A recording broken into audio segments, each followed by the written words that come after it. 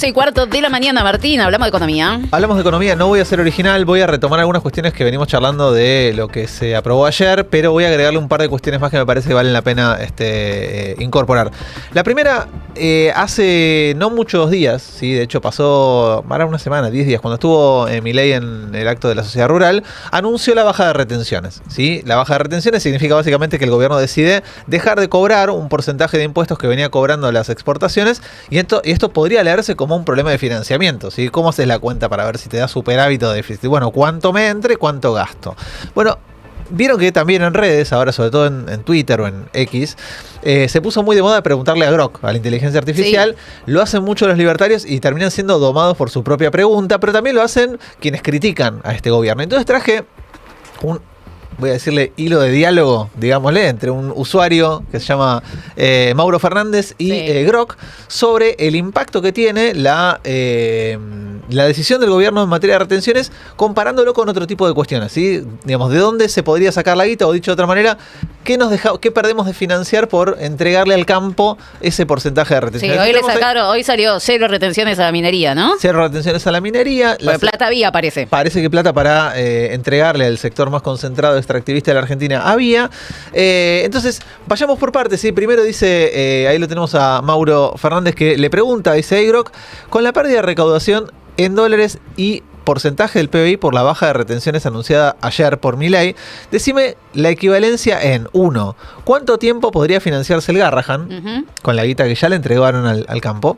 2. ¿Cuánto tiempo podría financiarse el CONICET?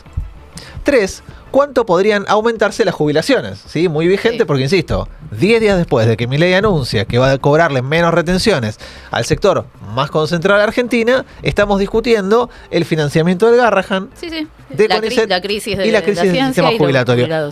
Respuesta que le da Grok es la siguiente. Dice, la pérdida de la recaudación es de aproximadamente 700 millones de dólares, o sea, un 0,1% del PBI. Esto, en equivalencias, representa financiar al Garrahan por 3 años. Bien. 3 años, ¿sí? Presupuesto anual, 228 millones de dólares. Significa, por ejemplo, financiar al CONICET por 1.8 años, casi 2 años de financiamiento del CONICET. Es lo que se deja de percibir solo por la reducción de las retenciones, ¿sí? No es todas las retenciones, es solo lo que se le entregó al campo en esta decisión. Un presupuesto anual de 106 de unos 400 millones de dólares aproximadamente. Permitiría aumentar las jubilaciones en un 2,3% por año, ¿sí? En un gasto anual de 30 billones de dólares. Le pregunta nuevamente sobre esto Mauro Fernández, dice, decime la equivalencia en cuánto podría aumentarse el presupuesto para universidades nacionales, asistencia a personas con discapacidad, la DATSE, que ayuda a pacientes con cáncer, la Dirección de Respuesta al VIH o la cantidad de becas Progresar. Y acá está la respuesta de Grok a esa pregunta. La primera, tomando otra vez como referencia que la pérdida de recaudación es de 700 millones de dólares, dice, permitiría aumentar el presupuesto de universidades nacionales en un 21%. ¿Sí? Ahora vamos a retomar este dato, pero tengan en cuenta, solo lo que se le entrega al campo negociando esta baja de retenciones le permitiría, por ejemplo, un aumento del 21% a las universidades nacionales. Aumentaría la asistencia de discapacidad de un 40%. Wow. ¿Sí? Insisto, plata que se regala de un lado que se podría utilizar para otra cosa. Aumentaría el presupuesto de la DATSE en 800%. No. En respuesta al VIH, un 600%. Financiaría 2 millones de becas Progresar adicionales. ¿Sí? Me parece interesante este contrapunto para entender que el lema con el cual asumió Milei, el no hay plata, es una huevada. Para decirlo de manera muy clara, no es cierto que no hay plata. Plata hay, capacidad para recaudar hay. Lo que hay son decisiones estratégicas del gobierno nacional de seguir sacándole el peso de la carga impositiva a los sectores más concentrados y para compensar eso, cargar el costo sobre las grandes mayorías que están reclamando por la discapacidad, por la situación del Garrahan, por la situación de la docencia universitaria. Digo, ahí hay que centrar el foco de la discusión, porque si no caemos en la discusión de no, vos tenés que explicarme de dónde tenés que sacar la guita para mejorar a las universidades.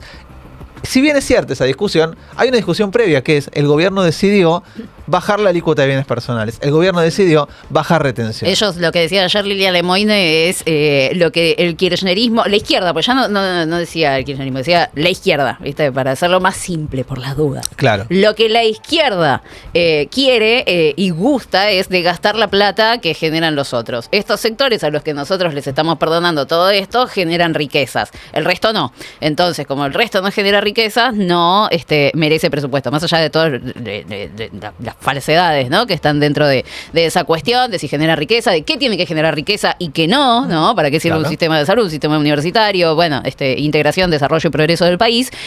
Esa es un poco la justificación para ellos de por qué estos sectores sí merecen estas medidas y los otros no. Claro, y habría que contestarle que cuando un trabajador paga ganancias, también genera riqueza y el Estado le cobra por la riqueza que genera. De hecho, cada vez que también tenemos paros, lo que se calcula es cuánta plata se pierde. Por la productividad que se pierde en ese día de trabajo no utilizado. Entonces, insisto, en la lectura simplista te van a decir eso, en la un poco más fina decir, che, mirá, siempre hay una discusión de presupuesto, por eso es que lo que se discute de fondo es cómo se reparte lo que se genera, ¿sí? Y decía entonces, voy a hacer foco en dos de las discusiones de ayer para entender un poco por qué se insertan en esta gran lectura de discutir salarios, discutir ingresos. Una tiene que ver con el presupuesto universitario. ¿Se acuerdan que ya lo decías antes? Se aprobó el año pasado, se vetó, se vuelve a aprobar ahora. La votación fue una votación muy holgada, ¿sí? 158 votos a favor. Es uno para el 2/3. Uno para lograr los 2/3. Es una votación muy marcada. Yo quiero recordar que el año pasado pasó algo parecido. Se votó, no sé si con este mismo número, pero después te pasó que en el sostén del veto se te dieron vuelta algunos que habían fervientemente defendido la necesidad del presupuesto universitario. Por eso es interesante que el veto, cuando lo vete Milei, va a ser en época electoral. Claro. Y hay que ver quién se anima, ¿no?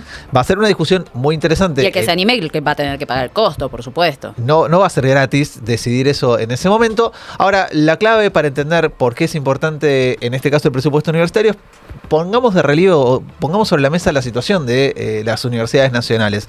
Tenemos ahí un hilo de placas que cuentan un poco esto. El personal docente y no docente de las universidades nacionales perdió, desde que asumió Milei, esto es desde diciembre del 2023 a junio del 2025, un 29% del poder adquisitivo, ¿sí? Un 30% del poder adquisitivo se perdió en docentes y no docentes solo durante la gestión Milei. Digo, es impresionante pensar que el 30% de tu ingreso no lo tenés para disponer de compras, de consumos, solo por decisión del gobierno nacional. El 88% del presupuesto nacional de las universidades nacionales es de docentes y no docentes. Esto quiere decir, rompamos la discusión de que se puede sostener el presupuesto universitario sin aumentar salarios, ¿sí? No existe esto. O se aumentan los salarios o no hay sostén para el funcionamiento de las universidades nacionales. Pero además, si vos querés equiparar los salarios al nivel en el que estaban en noviembre del 2023, tendrías que darle un aumento a la docencia universitaria del 41%. ¿Sí? 41% debería ser el aumento en un pago, no en cuotas, no Sí. en un pago para equiparar. Del 23. 23. O sea, no pre-Macri. No, 23. 23. Como este ya es un dato que debería ser como preocupante o Está alarmante, choqueante, dije, vamos a ver, como siempre lo planteamos, en una serie un poco más larga. ¿Sí? Tenemos ahí un gráfico de la gente del laboratorio del salario docente universitario que efectivamente estira la serie hasta diciembre del 2015. Sí. Es llamativo que no te deja demasiado lugar en la imaginación cuando arranca el gobierno de Milei, ¿no? Es como muy...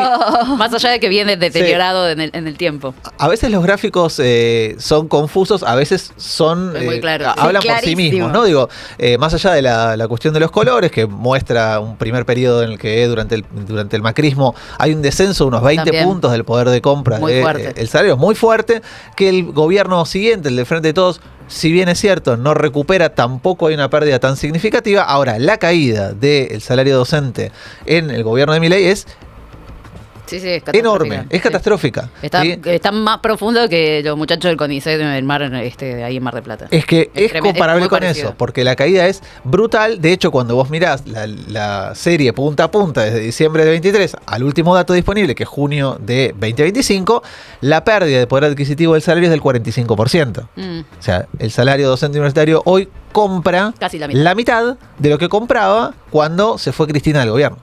¿sí? Para decirlo de la manera más simple posible. Claro. Esta es la discusión que se está dando en el ámbito de la docencia universitaria. Ni siquiera es decir, che, queremos pensar en volver al 2015. Estamos hablando de una discusión que nos remontaría en principio a un escenario parecido. A noviembre del 23. Que ya era un desastre, que ya eran 20 puntos abajo. ¿sí? Claro. Esta es la realidad de los docentes universitarios. Ahora, como bien planteabas al principio, no es la única discusión. No es que solamente se discute el salario de la docencia universitaria. Algo parecido ocurre con la cuestión de el Garrahan. También se aprobó por una amplia mayoría y muestra cómo el deterioro de los ingresos de los residentes del Garrahan es muy marcada, al igual que con el salario docente universitario, por la gestión Milei. ¿sí? Esto no es una cuestión de algo que en el tiempo se fue empeorando. Hay una pérdida del 35% del poder adquisitivo del salario de los residentes solo durante la gestión Milei. Claro.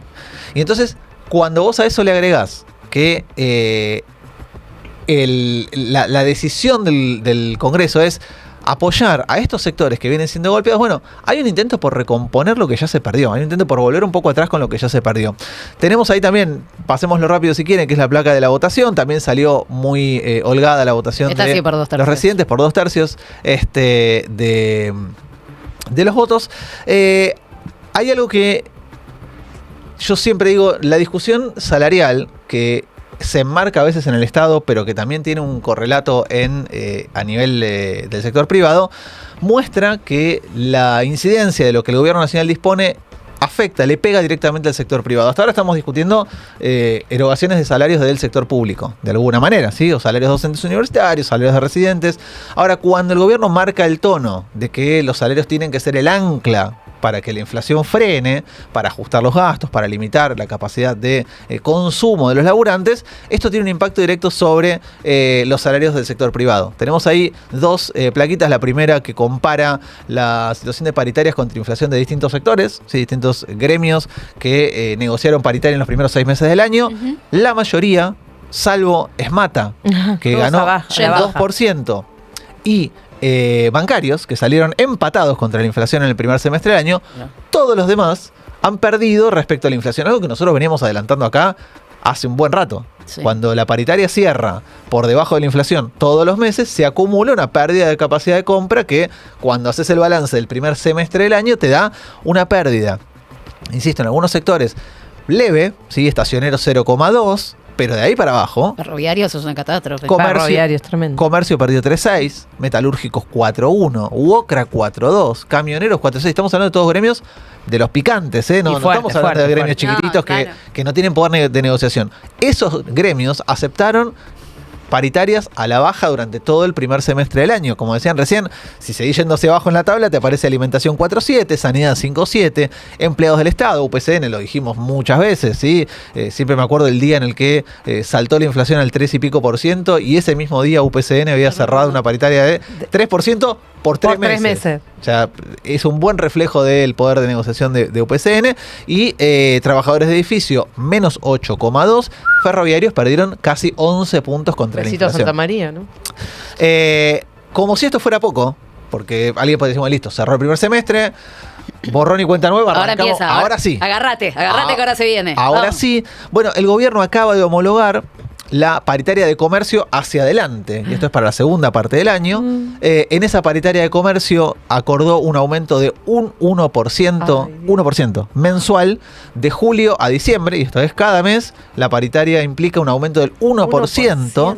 Y lo que les traje acá es el relevamiento de expectativas de mercado, esto es lo que el mercado espera que vaya a pasar con la inflación de acá a fin de año. Sí. Como se van a dar cuenta, todos los meses la expectativa es que ande en torno al 1, pero todos por arriba de 1. Claro. Y esto quiere decir que si la paritaria que acordaron comercio es del 1% para cada mes, en julio va a perder 0,8%, en agosto 0,7%, en septiembre 0,7%, en octubre 0,7%, en noviembre 0,5% y en diciembre 0,7%. Esto quiere decir, todos los meses va a perder entre medio punto y casi 1 punto contra la inflación, si es que efectivamente la inflación se mantiene controlada en los niveles que el relevamiento siendo muy buenos. Si esto cambia, el deterioro va a ser aún peor.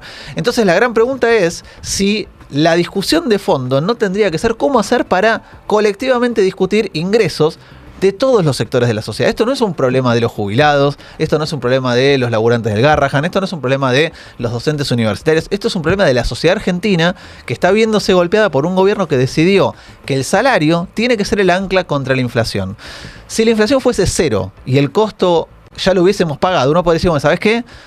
Efectivamente tuvo un resultado positivo. Ahora, todas las expectativas en torno a la inflación sugieren que la inflación no solo no va a seguir bajando, sino que o se va a estancar en torno al 2% o puede potencialmente volver a subir.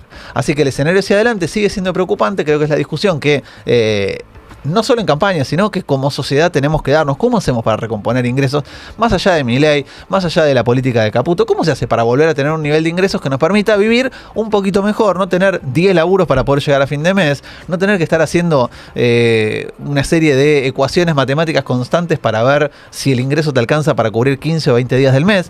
Bueno, esa discusión hay que, desde mi punto de vista, plantearla desde arriba. Una discusión hacia adelante, una discusión que tenga que ver con cómo recuperar aquel nivel de ingreso que alguna vez supimos tener. Y si no, mal que les pese a los que se quejaban ayer, vamos a discutir todas las paritarias que haya que discutir en el Congreso de la Nación. Exactamente. Chicos. No hay otra, no hay otra. Muchas gracias, Martín, por este recorrido. 11 de la mañana, 32 minutos. Nos queda un ratito más de Portate Bien aquí en FMR.